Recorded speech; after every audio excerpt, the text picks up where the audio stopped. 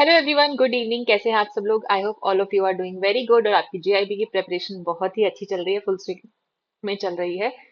तो मैं हूं आपकी educator, principles and practice of banking की, और हमारी चल रही है यूट्यूब पे फ्री फाउंडेशन सीरीज, जिसमें हम रोज आपके लिए एक नई वीडियो लाते हैं for different subjects, most important concepts की, टॉपिक्स की और क्वेश्चंस की। तो अभी हम पिछले 2 दिनों से क्या कर रहे हैं, हम 25 मोस्ट इंपॉर्टेंट एमसीक्यूज आपके लिए लेकर आ रहे हैं चैप्टर वाइज। अगर आप ये एमसीक्यूज भी कर लेते हैं तो बहुत हद तक चांसेस है कि आप पेपर में कुछ ना कुछ क्वेश्चंस तो अटेम्प्ट कर पाएंगे। इनफैक्ट 70 to 80% चांस है कि आप उस चैप्टर का क्वेश्चन अटेम्प्ट कर पाएंगे। So be with me, stay till the end of the 25 most important questions. तो शुरू करते हैं। हम पहले 2 चैप्टर्स ऑलरेडी कवर कर चुके हैं, जिसको आप प्लेलिस्ट में जाकर देख सकते हैं। उसके अलावा हमारी प्लेलिस्ट एक्सप्लेनेशन और कॉन्सेप्ट वाइज ही बनी हुई है, उसको भी आप जाकर प्लेलिस्ट सेक्शन में देख सकते हैं। और अगर आप चैनल पर नए हैं तो इसे सब्सक्राइब कर लीजिए, ताकि आपको सारी इंपॉर्टेंट इन्फॉर्मेशन मिलती रहे। ऑल राइट, तो this is my brief introduction. My name is Shikha, मैं आपको पीपीवी पढ़ाती हूँ। मैंने भी आप लोगों की तरह ही बैंक में 5 साल काम किया है। So I am your fellow banker and I am also JIB and CIB certified. तो लेट्स स्टार्ट। हमारा पहला क्वेश्चन क्या है, इनमें से कौन सा डॉक्यूमेंट है जो कि ओबीडी नहीं है, ऑफिशियली वैलिड डॉक्यूमेंट? ये हमने काफी डिटेल में डिस्कस किया था कि ऑफिशियली वैलिड डॉक्यूमेंट्स कौन से हैं। तो हमें पता है जॉब कार्ड बाय नरेगा एक ऑफिशियली वैलिड डॉक्यूमेंट है। Letter by national population register भी एक ऑफिशियली वैलिड डॉक्यूमेंट है। इसके बेसिस पे आप अकाउंट खोल सकते हैं। और proof of possession of Aadhaar number भी आपका एक ऑफिशियली वैलिड डॉक्यूमेंट है। तो पैन कार्ड की बात करें हम, तो वो ऑफिशियली वैलिड डॉक्यूमेंट नहीं है। तो ऑफिशियली वैलिड डॉक्यूमेंट्स वो डॉक्यूमेंट्स होते हैं जिनके बेसिस पर अकाउंट आप खोल सकते हैं। तो पैन कार्ड एक एडिशनल रिक्वायरमेंट है apart from officially valid document. तो ये ऑफिशियली वैलिड डॉक्यूमेंट की कैटेगरी में नहीं आता है। कौन से 6 डॉक्यूमेंट्स हैं जो ऑफिशियली वैलिड डॉक्यूमेंट्स की कैटेगरी में आते हैं? पहला है पासपोर्ट, दूसरा है ड्राइविंग लाइसेंस, तीसरा है proof of possession of Aadhaar number, चौथा है वोटर आईडी, पांचवा है job card by NREGA and the last one is letter issued by NPR। तो आप इनमें से कोई भी डॉक्यूमेंट होने पे जो है अकाउंट को खोल सकते हैं। Now moving on to question number 2, which of the following statements regarding the customer acceptance policy is incorrect? तो आपको इनकरेक्ट स्टेटमेंट बतानी है, करेक्ट नहीं। कस्टमर एक्सेप्टेंस पॉलिसी के बारे में कौन सी स्टेटमेंट जो यहाँ पर है वो इनकरेक्ट है? तो पहली स्टेटमेंट क्या बोल रही है, accounts can be opened in anonymous और fictitious names if the customer provide sufficient documentation. अगर कस्टमर हमें सफिशिएंट डॉक्यूमेंटेशन दे रहा है तो हम बेनामी अकाउंट भी खोल सकते हैं। दूसरी स्टेटमेंट क्या है, no account is open where appropriate customer due diligence measures can not be applied due to non cooperation और अनरिलायबल डॉक्यूमेंट्स। हम कोई अकाउंट नहीं खोलेंगे जिसमें कस्टमर हमारे साथ ड्यू डिलिजेंस में कॉपरेट नहीं कर रहा है, हमें पूरा केवाईसी नहीं दे रहा है, तो डेफिनेटली हम ऐसा अकाउंट नहीं खोलेंगे। तो दिस इज राइट, ये इनकरेक्ट नहीं है। ऑप्शन सी से circumstances under which a customer can act on behalf of another person should be clearly defined। तो मान लीजिए कोई मिस्टर ए है, वो किसी कंपनी के बिहाफ एक्ट कर रहे हैं, तो हमें क्लियरली डिफाइन करना पड़ेगा कि इनके पास पावर ऑफ अटॉर्नी है साइन करने की, तभी जो है हम उन्हें अलाउ कर सकते हैं। सो सी भी आपका करेक्ट है। Option number D says the policy insures that the identity of the customer does not match any person और आरबीआई सैंक्शन लिस्ट। आरबीआई की सैंक्शन लिस्ट क्या है? एक तरह से वॉच लिस्ट है। ये उन इंडिविजुअल्स की लिस्ट होती है जिन्होंने कोई ना कोई सस्पिशियस एक्टिविटी में इन्वॉल्व रहे होते हैं। तो हमें इंश्योर करना है कि जो कस्टमर है वो आरबीआई की सैंक्शन लिस्ट में ना हो। तो ये भी आपका सही जवाब है। रॉन्ग आंसर यहाँ पे क्या है, इनकरेक्ट स्टेटमेंट क्या है कि हम एनोनिमस और फिक्टिशियस नेम्स पे जो है अकाउंट नहीं खोल सकते हैं। तो ये आपका हो जाएगा रॉन्ग और incorrect statement. So your answer here is option number A. I hope this is clear. इस तरह के statement based questions actually exam में पूछे जाते हैं। So you have to prepare accordingly. Customer acceptance policy हम ऑलरेडी पढ़ चुके हैं। नो अकाउंट में बी ओपन इन अनोनिमस और फिक्टिशियस नेम्स। ठीक है, अकाउंट का सीडीडी हमें प्रॉपर करना है। नॉन कॉपरेशन की वजह से सीडीडी नहीं हो पाता है तो हम उस अकाउंट को नहीं खोलेंगे। I hope this is clear. Now moving on to question number 3, CKYCR stands for what? CKYCR क्या है? एक सेंट्रल रिकॉर्ड है केवाईसी का, जिससे सारे फाइनेंशियल इंस्टीट्यूशंस एक्सेस कर सकते हैं। और कोई कस्टमर है मिस्टर ए, जिन्हें एसबीआई और पीएनबी दो जगह अकाउंट खुलवाना है, तो वो एक जगह अपना CKYCR नंबर अगर जनरेट करा लेते हैं तो पीएनबी में जाके सीधा वो अपना नंबर दे सकते हैं CKYCR, उन्हें पूरे CKYC डॉक्यूमेंट सबमिट करने की जरूरत नहीं है। तो CKYCR की फुल फॉर्म क्या है? Central know your customer records registry. तो ये जो है एक सेंट्रल तरीका है जिससे आप डेटाबेस बना रहे हैं सभी कस्टमर्स के केवाईसी का, जिससे सभी फाइनेंशियल इंस्टीट्यूशंस एक्सेस कर सकते हैं। आई होप दिस इज क्लियर। अब ये हमारा क्वेश्चन नंबर 4। जैसे हमने पढ़ा था कि लीगल पर्सन जो होते हैं, जैसे कि एक कंपनी हो गया, पार्टनरशिप हो गया। तो ये आर्टिफिशियल लीगल पर्सन है, नेचुरल लीगल पर्सन तो नहीं है, तो हमें इनके बिहाफ पे किसी ना किसी को अपॉइंट करना पड़ता है जो इनके बिहाफ पे साइन कर दें। तो हम कैसे डिसाइड करते हैं कि किसी एक एंटिटी के बेनिफिशियल ओनर्स कौन है? अगर हम किसी लिस्टेड कंपनी की बात करें तो उसमें तो हमें बेनिफिशियल ओनरशिप जो है एस्टैब्लिश करने की जरूरत नहीं पड़ती, क्योंकि वो ऑलरेडी बड़े लेवल पे लिस्टेड है। तो उसके बेनिफिशियल डायरेक्टर्स कौन है, उनका डिन नंबर सिन नंबर ऑलरेडी जनरेटेड होता है, तो हमें बेनिफिशियल ओनर आइडेंटिफाई करने की जरूरत नहीं है। बट अगर आपके कोई ऐसे छोटे एंटिटीज हैं या फिर कोई कंपनी है जो अनलिस्टेड है, उसमें कुछ लोग काम कर रहे हैं, क्लियरली डिफाइन नहीं है कि बेनिफिशियल ओनर कौन है, तो हम किस बेसिस पे डिसाइड करते हैं बेनिफिशियल ओनरशिप? तो अगर हम कंपनी की बात करें, कंपनी का हम डिसाइड करते हैं जिस भी बंदे का 25% से ज्यादा कैपिटल या प्रॉफिट में हिस्सा होता है, उसको हम बेनिफिशियल ओनर मान लेते हैं और फिर हम उनका केवाईसी लेते हैं। पार्टनरशिप की बात करें रजिस्टर्ड की, तो उसमें 15% से ज्यादा जिसका कैपिटल में, प्रॉफिट में या प्रॉपर्टी में हिस्सा होता है, उसको हम बेनिफिशियल ओनर मान लेते हैं। बॉडी ऑफ इंडिविजुअल्स और एसोसिएशन ऑफ पर्संस की बात करूं, तो यहाँ पे 15% वाला क्राइटेरिया है। और मान लीजिए कोई 15% वाले क्राइटेरिया में फॉल नहीं कर रहा, 10 लोग हैं, सबका 10-10% हिस्सा है, तो आप ये देखेंगे कि जो मेजर पावर्स हैं टू जो मेजर पावर्स होल्ड करते हैं उस कंपनी में, उसको ही हम बेनिफिशियल ओनर मान लेंगे। Same is for trust, trust में भी यही है, 15% और मोर से ज्यादा इंटरेस्ट है या फिर जिस बंदे के पास कंट्रोलिंग राइट्स हैं, ठीक है, उनको हम मान लेंगे बेनिफिशियल ओनर। तो हमारा ऑप्शन 2 यहाँ सही हो जाएगा, जिसमें कंपनी का जो हमारा बेनिफिशियल ओनरशिप है मोर देन 25% पे हम डिसाइड करते हैं। पार्टनरशिप का मोर देन 15% ऑफ कैपिटल और प्रॉपर्टी। बॉडी ऑफ इंडिविजुअल्स में हम क्या करते हैं, ऑथर हैं, ट्रस्टीज हैं, बेनिफिशियरीज हैं जिनका 15% से ज्यादा इंटरेस्ट है, सेम इज फॉर ट्रस्ट। और ट्रस्ट में अगर हम आइडेंटिफाई नहीं कर पा रहे हैं, तो हम जिनका मेजर कंट्रोलिंग स्टेक होता है उनको भी जो है बेनिफिशियल ओनरशिप का टाइटल दे सकते हैं। तो हमारा ऑप्शन क्या है, बी, दैट इज 2 हियर। ठीक है, नाउ मूविंग ऑन टू, ये हमारा है एक टेबल की डिफरेंट थ्रेशोल्ड वैल्यूज आप कैसे आइडेंटिफाई करते हैं, हमने ऑलरेडी देख लिया कंपनी के केस में, पार्टनरशिप के केस में, फिर बॉडी ऑफ इंडिविजुअल्स के केस में और ट्रस्ट के केस में हम कैसे आइडेंटिफाई करते हैं। कमिंग टू क्वेश्चन नंबर 5, इनमें से कौन सी स्टेटमेंट सही है? क्या रिस्ट्रिक्शंस एप्लीकेबल है स्मॉल अकाउंट्स को लेकर? तो स्मॉल अकाउंट्स कौन से अकाउंट्स होते हैं जिनको हम बेसिकली बहुत ही लैक्सिटी के साथ केवाईसी में खोल देते हैं? केवाईसी हम बहुत ज्यादा नहीं मांगते, क्योंकि स्मॉल अकाउंट्स है, उनके पास हो सकता है कुछ केवाईसी ऑफिशियली वैलिड डॉक्यूमेंट्स ना हो। फाइनेंशियल इंक्लूजन के लिए हम ये अकाउंट्स खोल देते हैं, बट गवर्नमेंट क्या कहती है, अगर हम बेसिक केवाईसी पे हम प्रॉपर केवाईसी नहीं ले रहे हैं, तो हम इनके लिए कुछ रिस्ट्रिक्शंस रखने वाले हैं। फाइनेंशियल इंक्लूजन भी हम चाहते हैं, but at the same time हम ये भी नहीं चाहते किसी तरह का मनी लॉन्ड्रिंग का या कोई भी फ्रॉड का केस हो, साइबर क्राइम हो। तो उन्होंने उसके लिए कुछ रिस्ट्रिक्शंस अप्लाई किए हैं। पहला है, the aggregate of all credits in a financial year must not exceed 1 lakh, जो कि बिल्कुल सही है। ठीक है, दूसरा है आपका, aggregate of all withdrawals and transfer in a month must not exceed 15,000। 15,000 नहीं, 10,000 है। आप ब्रांचेस में भी देखते होंगे, बीएसबीडी अकाउंट में हम बोलते हैं कि आप 10,000 से ज्यादा जो है विड्रॉ नहीं कर सकते हो। Balance at any point in time must not exceed 50,000, ये भी ठीक है। किसी भी टाइम पे आपके अकाउंट में जो बैलेंस है 50,000 से ऊपर नहीं होना चाहिए। बट क्रेडिट जो हम टोटल कह रहे हैं, मान लीजिए आपने हर महीने 20,000 डाले, फिर अगले महीने 20,000 डाले, कुछ 10,000 निकाले, टोटल जो क्रेडिट्स आएंगे, जो प्लस के ट्रांजेक्शन आएंगे, वो साल में 1 लाख से ऊपर नहीं होने चाहिए। और balance at any time should not be more than 50,000। तो foreign remittance can be credited to these accounts, definitely no. ठीक है, तो हमारे कौन से ऑप्शन यहाँ सही है, 1 and 3। So option B is your answer here. ठीक है, ये एक इंपॉर्टेंट क्वेश्चन है, इस तरीके से क्वेश्चन आपसे पूछे जाते हैं, so you have to remember these values also कि किसके लिए कितनी जो है लिमिट है। ठीक है, ये अकाउंट रिस्ट्रिक्शंस क्या है, एग्रीगेट फाइनेंशियल्स हम डिस्कस कर चुके हैं, 1 लाख से ऊपर नहीं होना चाहिए, विड्रॉ और ट्रांसफर 10,000 से ऊपर नहीं होना चाहिए, बैलेंस 50,000 से जो है आपका एक्सीड ना करे, और फॉरेन रेमिटेंस भी इसमें अलाउड नहीं है। ठीक है, जिनके पास कोई ऑफिशियली वैलिड डॉक्यूमेंट नहीं होता है, बट हम अकाउंट खोल देते हैं बेसिस सर्टेन रेगुलेशंस, तो जो है हम उनके अकाउंट में किसी ना किसी तरह के जो है रिस्ट्रिक्शंस को रखते हैं। Now moving on to question number 6, customer identification is required to be done for international transfer of funds of। अगर कोई हम इंटरनेशनल ट्रांसफर ऑफ फंड्स कर रहे हैं, तो उसमें कस्टमर आइडेंटिफिकेशन के लिए क्या क्राइटेरिया है? कस्टमर आइडेंटिफिकेशन क्या है? बेसिकली आप कस्टमर को आइडेंटिफाई कर रहे हैं, उनका केवाईसी कर रहे हैं। अगर वो ट्रांजैक्शन 50,000 या उससे ऊपर है, या 50,000 को भी हटा के सिर्फ ग्रेटर देन 50,000 है, इसमें क्या है, ग्रेटर देन और इक्वल टू 50,000, कोई भी value in none of the above.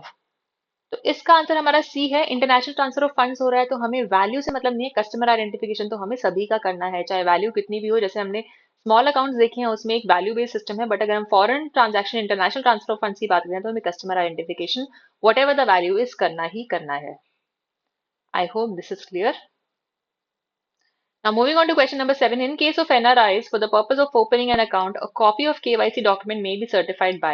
तो NRI जो है आपका एक important topic है, ये हमने कुछ कुछ चीजें इसमें भी टच बेस की हैं, बट इसका एक स्पेशली अलग से चैप्टर भी आने वाला आपका मॉड्यूल ए में, तब हम इसको और डिटेल में डिस्कस करेंगे।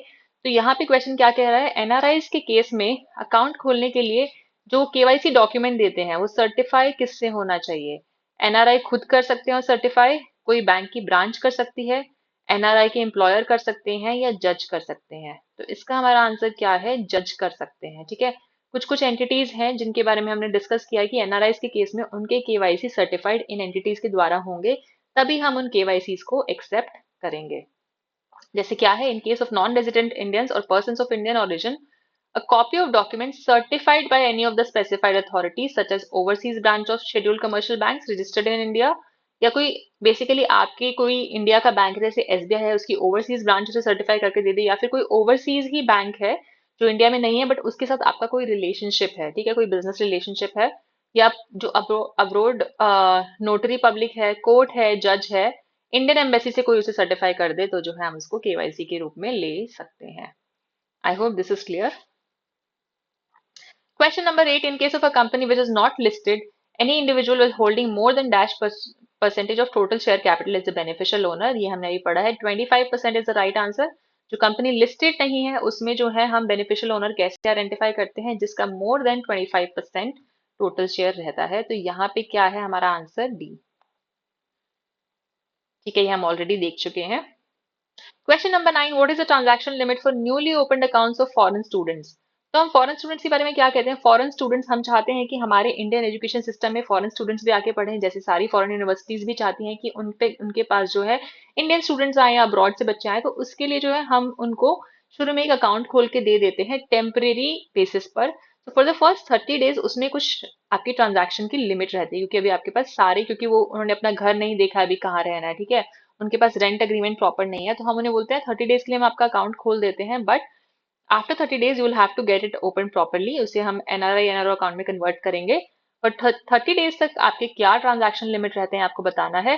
यूएसडी 1000 और equivalent, up to 50,000 INR, USD 500 और इक्विलेंट, और बोथ ए एंड बी। तो इसमें हमारा आंसर है यूएसडी 1000 और equivalent and up to 5000 INR, तो both A and B is the right answer. ठीक है, so this is our guideline for foreign students, opening accounts of foreign students। Question number 10 क्या कह रहा है, राइट फ्रीक्वेंसी क्या है पीरियोडिक अपडेशन की for different types of customers. जैसा हमने डिस्कस किया था, कस्टमर्स को हम 3 कैटेगरीज में डिवाइड करते हैं, low risk, medium risk and high risk. ठीक है, ये कैसे डिसाइड करते हैं, हम कोई कस्टमर है जिसे हमें लगता है कोई फाइनेंशियल रिस्क नहीं है, कोई पॉलिटिकल पार्टी है तो हमें लगता है हाई रिस्क कस्टमर है, हम किसी कस्टमर का अकाउंट भी खोलते हैं तो उनका जो सीआईएफ होता है उसमें लिखा आता है कस्टमर लो रिस्क है, मीडियम रिस्क है या हाई रिस्क है।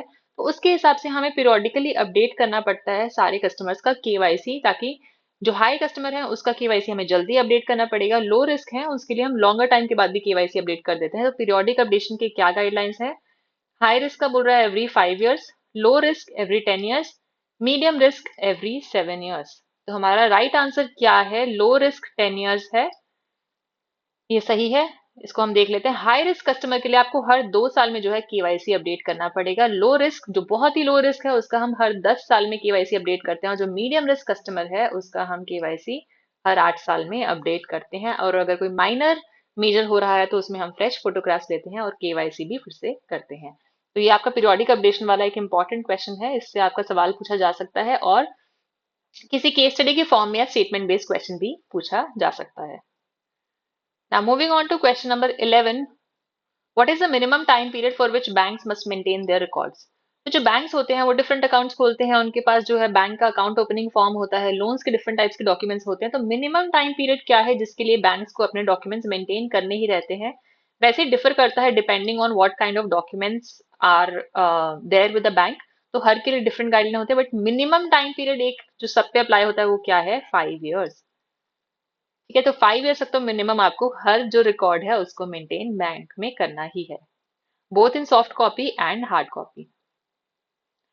क्वेश्चन नंबर 12 आपसे पूछ रहा है सी के वाई सी आर का प्राइमरी पर्पस इंडिया में क्या है, ये आपको मुझे बताना है। सी के वाई सी आर हमने डिस्कस किया है, ये एक सेंट्रलाइज्ड जो है केवाईसी रिपोजिटरी है, जो अगर एक इंस्टीट्यूशन ने एक बार आपका केवाईसी ले लिया, आधार नंबर ले लिया, पैन नंबर ले लिया, तो उससे आपका एक C K Y C R number generate कर देते हैं। अगर आपको ये एसबीआई ने किया, अब आपको पीएनबी में अकाउंट खुलवाना है तो आपको दोबारा आधार पैन देने की जरूरत नहीं है, आप सी K Y C R number देके ही जो है अपना केवाईसी करा देते हैं, वो सेंट्रलाइज सिस्टम से फेच हो जाता है।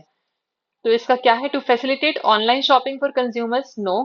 To centralise and standardise the KYC process across various financial institutions, ये हमारा बिल्कुल सही जवाब है। To provide real time stock market updates, नहीं, इसका स्टॉक मार्केट से कोई लेना देना नहीं है। To manage government welfare schemes, no. So the right answer here is option number B. I hope this is clear. Now, moving on to question number 13, which regulatory body is primarily responsible for establishing and overseeing the CKYCR framework in India? CKYCR का framework कौन सी organization India में देखती है? तो ये हमें बताना है।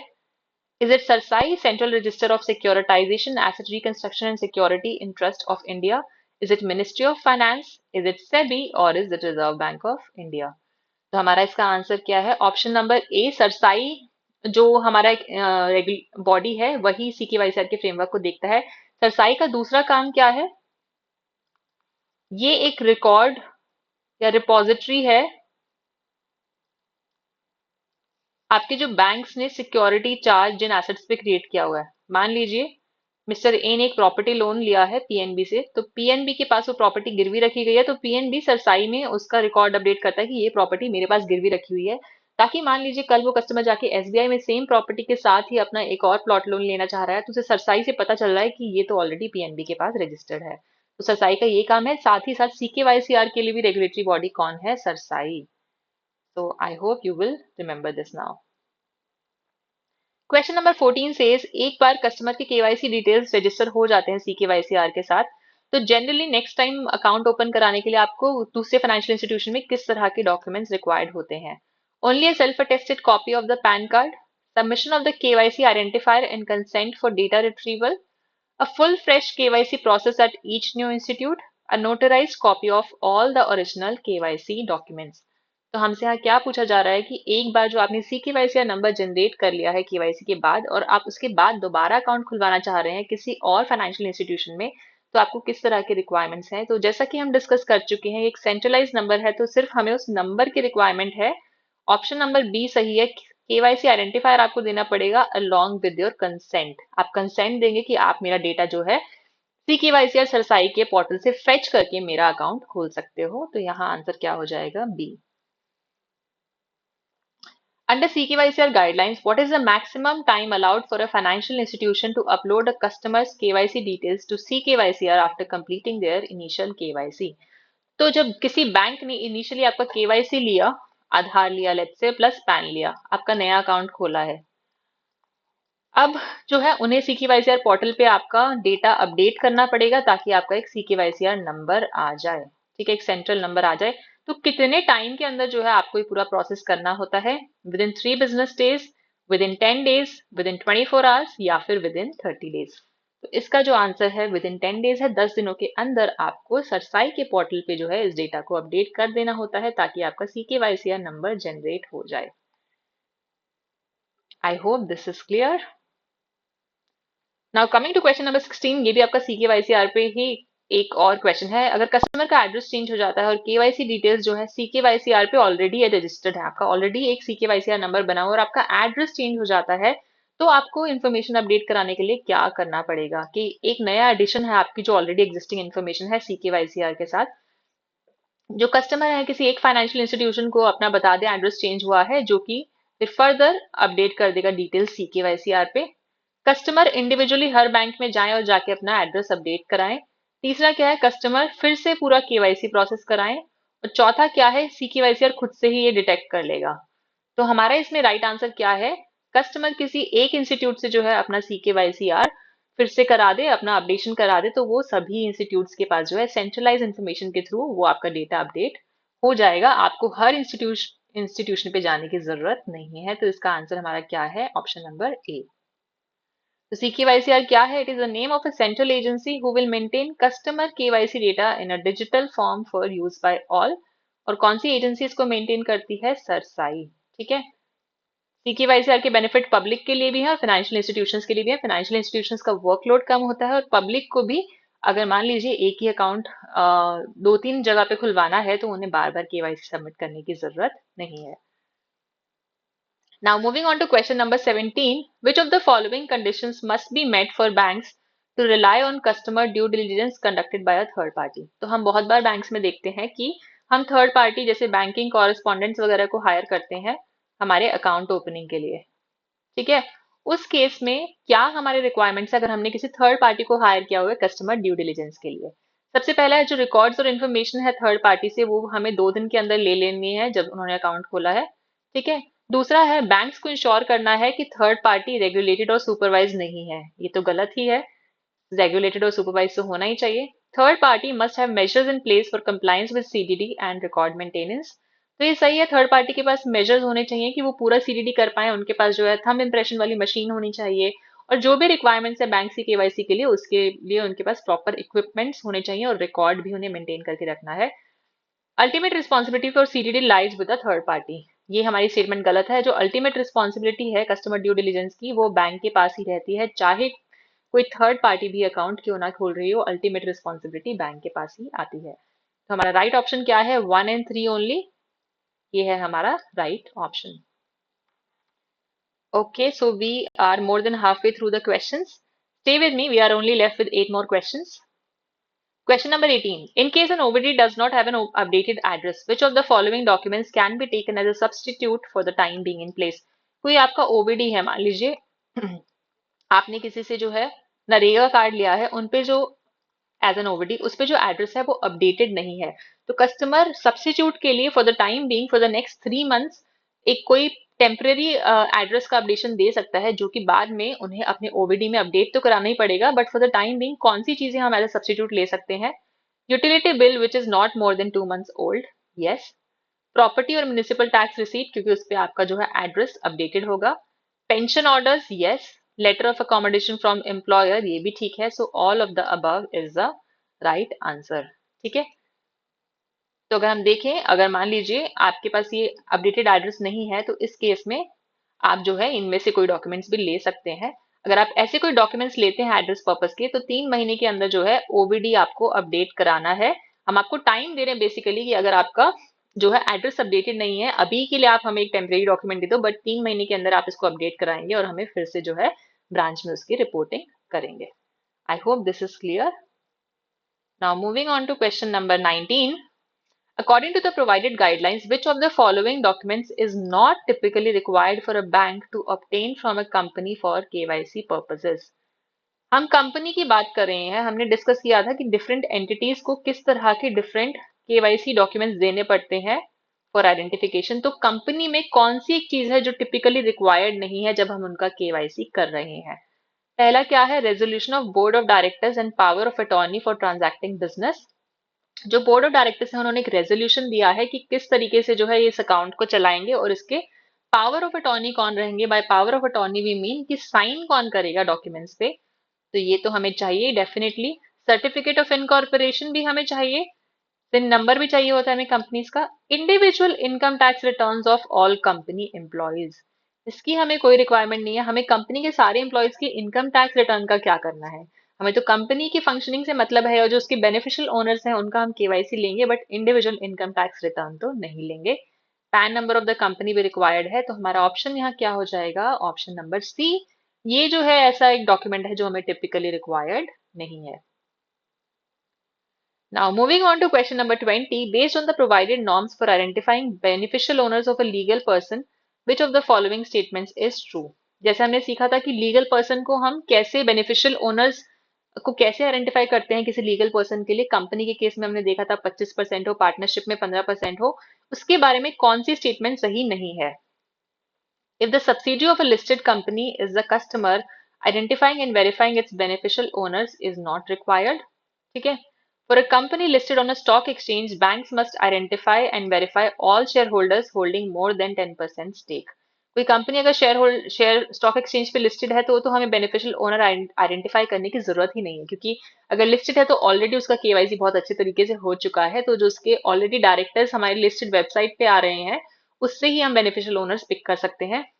ट्रस्ट के अकाउंट में it is only necessary to verify the identity of the trustee and not the beneficiaries, ये भी गलत है। ट्रस्ट में हम ट्रस्टी और बेनिफिशियरी दोनों की ही आइडेंटिटी को जो है आइडेंटिफाई करते हैं। अगर कोई नॉमिनी अकाउंट है तो हमें सिर्फ अरेंजमेंट के डिटेल्स चाहिए, नॉमिनी किसके लिए एक्ट कर रहे हैं वो नहीं चाहिए, ये भी गलत है। कोई नॉमिनी अकाउंट है तो हमें बेनिफिशियरी की भी केवाईसी करना होता है। तो कौन सी स्टेटमेंट ट्रू है? सिर्फ पहली ही स्टेटमेंट ट्रू है कि अगर कोई कंपनी लिस्टेड कंपनी की सब्सिडरी है उस केस में भी हमें बेनिफिशियल ओनर्स आइडेंटिफाई करने की जरूरत नहीं है, क्योंकि उसकी इंफॉर्मेशन हमें पब्लिकली अवेलेबल मिल जाएगी। तो in that case also we don't need to find the beneficial owners of the legal person. So I hope this is clear. Now moving on to question number 21. अगर हम किसी politically expose person का account खोल रहे हैं foreign country से, या फिर कोई ऐसी कस्टमर का अकाउंट खोल रहे हैं जिसकी बेनिफिशियल ओनर जो है पॉलिटिकली एक्सपोज्ड पार्टी है, तो उस केस में मैंडेटरी रिक्वायरमेंट क्या है? The bank only needs to inform the relevant financial intelligence unit after the account is open, कि बैंक को सिर्फ एफआईयू को रिपोर्ट करना है जब अकाउंट खुल जाए उसके बाद, और कुछ नहीं करना है। The account must be open immediately to avoid inconveniencing the politically expose person. ये तुरंत अकाउंट खोल दो, पॉलिटिकल पर्सन है भाई इनके साथ पंगा मतलब अकाउंट खोल दो, तो ऐसा तो बिल्कुल नहीं है। Only basic KYC documents are sufficient. नहीं भाई, बेसिक क्यों, हमें इनके अकाउंट में बहुत सारे हो सकता है, कोई फर्जी पैसा आ रहा हो, कोई साइबर क्राइम का केस हो, कुछ भी मनी लॉन्ड्रिंग की एक्टिविटी, तो हमें बहुत ही इसको केयरफुली देखना है। चौथा क्या, decision to open the account must be taken at a senior level, which is absolutely right, after checking all available public domain information and the source of funds. तो जो है डिसीजन कैसे लेंगे, कोई सीनियर पर्सन लेगा, ठीक है, आप ब्रांच लेवल पे नहीं ले सकते, कोई एक स्पेसिफिक स्केल का जो बंदा है डिसीजन लेगा, और जो पब्लिकली उनकी जितनी भी इंफॉर्मेशन है उसको आप पहले चेक करेंगे और सोर्स ऑफ फंड्स को चेक करेंगे, तभी आप अकाउंट खोल पाएंगे। तो statement number D is right. A भी गलत है, इसमें क्या बोल रहे हैं, हमें एफआईयू को रिपोर्ट करना है, so this is also wrong. हमारा option number D is the only right statement, so this is our answer here. अब आता है हमारा question number 22। Which of the following accurately describes a key step in the process flow of UIDAI's Aadhaar eKYC service as outlined. हमारी आधार की eKYC service है, ये हम सबको पता है, जिसमें हम आधार को वेरीफाई करते हैं थ्रू ओटीपी या फिंगरप्रिंट। ठीक है, कस्टमर अपना आधार नंबर हमें देता है, या तो हम ओटीपी जनरेट करते हैं, जब हम वो आधार नंबर डाल देते हैं तो हमें क्या दिखाते हैं, कस्टमर की डेमोग्राफिक डिटेल्स मिलती हैं, वो हम चेक करते हैं कि आधार से मैच हो रही है या नहीं। तो इसमें किस तरह का एक अरेंजमेंट होता है बैंक और यूआईडीआई के बीच, जो कि एजेंसी है जो आधार के रिकॉर्ड्स को मेंटेन करती है। तो देख लेते हैं। जो कस्टमर का पैन कार्ड है वो बायोमेट्रिक वेरिफिकेशन के लिए यूज होता है, ये गलत है। कस्टमर का आधार कार्ड हम यूज करते हैं बायोमेट्रिक के लिए। Upon successful match, UIDAI sends only the customer's Aadhaar number back to the bank। नहीं, वो हमें फोटो दिखाता है, एड्रेस दिखाता है, डेट ऑफ बर्थ भी दिखाता है। तो ये एक लिमिटेड इन्फॉर्मेशन बोल रहे हैं कि सिर्फ आधार का नंबर देता है, तो ये भी गलत है। The customer's bank directly stores their biometric data for future use. Customer का बैंक क्या करता है, आप अपना जो है बायोमेट्रिक का हमें डिटेल हमारे सिस्टम में सेव कर दो, हम बाद में जब मन करेगा यूआईडीआई से आपका ईकेवाईसी करते रहेंगे, तो ये भी गलत है, दिस इज नॉट अलाउड। चौथा क्या है, बैंक जो है एक केवाईसी यूजर अग्रीमेंट साइन करते हैं यूआईडीआई के साथ before offering the eKYC facility, जो कि बिल्कुल सही है। कुछ टर्म्स एंड कंडीशंस तो होंगे ना, वरना आप किसी भी कस्टमर का जो है एक पर्सनल डेटा अपने बैंक के पास नहीं रख सकते। आप एक अग्रीमेंट साइन करेंगे यूआईडीआई के साथ कि हाँ मैं ये जो है केवाईसी पर्पसेस से ही इसको यूज करना चाहता हूँ, और आप जो मुझे है इस पर्पज से ईकेवाईसी फैसिलिटी प्रोवाइड कर दीजिए। तो आपका आंसर क्या है, आंसर नंबर डी। तो हम यहाँ बात कर रहे हैं कि ईकेवाईसी सर्विस में क्या करते हैं, banks must sign an agreement with UIDAI. EKYC different channels पे अवेलेबल है। प्रोसेस फ्लो क्या है, आधार नंबर डालेंगे, कस्टमर बायोमेट्रिक प्रोवाइड करेगा, एनक्रिप्टेड डेटा जाएगा, और फिर जो है डेमोग्राफिक इन्फॉर्मेशन और फोटोग्राफ आ जाएगी, जिसको आप मैच कर सकते हैं जो इंडिविजुअल आपके पास अकाउंट खुलवाने आए हैं। Now moving on to question number 23। 23 क्या बोल रहा है, कोई बैड या इनअप्रोप्रिएट केवाईसी पॉलिसी है तो इससे क्या नुकसान हो सकता है? Money laundering risk, absolutely. CKYCR को रॉन्ग रिपोर्टिंग जाएगी, ये भी सही है। Terror financing risk, this is also right. So all of the above is the right answer. In this case, D is your right answer. Now moving on to question number 24. According to the customer acceptance policy, which action is permissible for banks regarding an existing customer who is non-compliant with the KYC guidelines? ठीक है, आपकी customer acceptance policy के हिसाब से कोई customer है जिनका KYC compliant नहीं है, तो क्या एक्शन हम उनके अगेंस्ट ले सकते हैं? उनके अकाउंट को हम ऑटोमेटिकली बीएसबीडी में कन्वर्ट कर देंगे? नहीं, that doesn't make any sense. Deny all banking facilities to the customer without explanation, आप ये भी नहीं कर सकते हैं। Immediately close the customer's account without any prior notice, नहीं।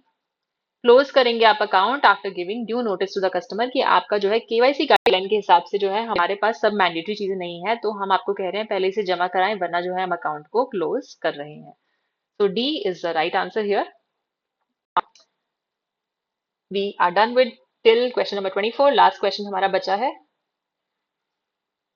ठीक है, ये हमारी कस्टमर एक्सेप्टेंस पॉलिसी है। ये जो है कभी भी इस तरीके से नहीं होनी चाहिए कि आप डिनाइल ऑफ बैंकिंग या फाइनेंशियल फैसिलिटी किसी मेंबर को कर रहे हैं on the basis of financially और सोशली डिसएडवांटेज, बट अगर नॉन कंप्लायंस है तो उसमें आप कस्टमर को नोटिस देके उनका अकाउंट बंद कर सकते हैं। Question number 25. According to the given guidelines for KYC, what is the correct procedure when a customer submits a self-certified copy of an OVD? हम ब्रांचेस में देखते हैं OVD हमने डिस्कस कर लिया। मान लीजिए आधार ही है हमारा OVD, आधार की कॉपी कस्टमर कैसे सबमिट करता है? आधार की फोटो कॉपी देता है, उसको जो है सेल्फ सर्टिफाइड साइन करके दे देता है। तो इसमें हमारी क्या गाइडलाइंस है? पहला बोल रहा है the original OVD must be verified. आप बोलते हैं ना कि ओरिजिनल आधार दिखाओ, मैं उससे मैच करना चाहता हूँ कि आपका फोटोकॉपी मैच हो रहा है कि नहीं। और जो सेल्फ सर्टिफाइड कॉपी है उसको एक बैंक ऑफिसर भी फिर वेरीफाई करता है और लिखता है वेरीफाइड विद ओरिजिनल्स और अपना नाम और डेट लिखता है। ठीक है, तो ये बिल्कुल सही है, ऐसा तो हमें करना ही होता है। Option number B says only the customer's Aadhaar number is acceptable for KYC regardless of OVDs. सिर्फ आधार से ही हम केवाईसी कर सकते हैं और कोई ओवीडी नहीं ले सकते हैं, तो ये बिल्कुल गलत है। Option number C says the bank must always insist on original OVD and not accept self certified copies.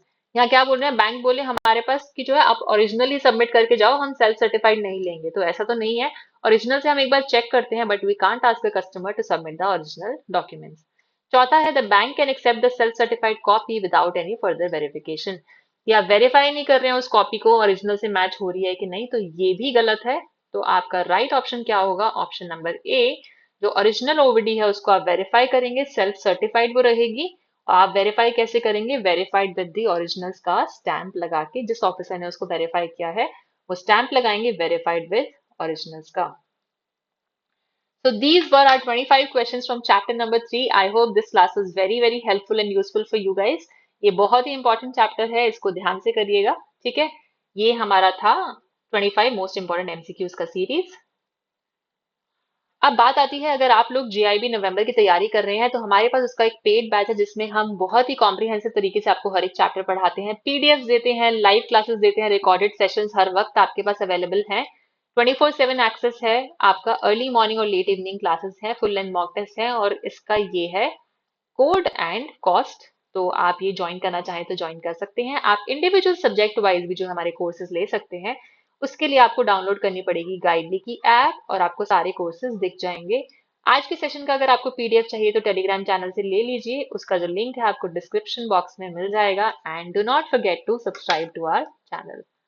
Thank you so much for attending today's class.